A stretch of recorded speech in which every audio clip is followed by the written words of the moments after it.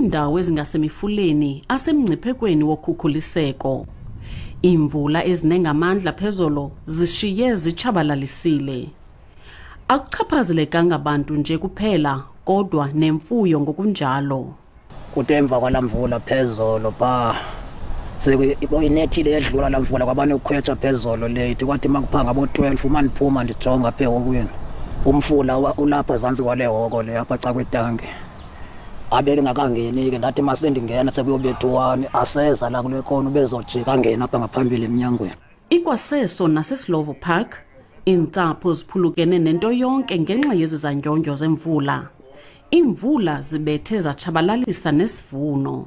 Angene amanzi yonke asikwazi kwa ukhupha kwampahla kwazi nolantuka kugcwele nje amanzi udaka apha endlini. Urhulumente besicela uba asincedise kule ndawo lapha ehlathini ngoba siphetheke kakubi nyani ngoba sisihlutshwa ngamanzi siyazama nansi neveji yam kunzima ngoba ndingaphinda ndiyivuse kanjani. Kuthunyelwe amagosa ecandelo lentlekele ukuba ancedise iintsapho ezichaphazelekileyo. Pha kule ndawo yaseDikolini apha KSD sibona kuchaphazeleke nabantu abakhe kufutshane nomlambo ophuphumayo. Siyabongoza ke uluntu baluthanda uqaphela ngexesha kusaqhubekeka ubakho imvula ezimandla ukuze ubomi babo ungabikho semngciphekweni.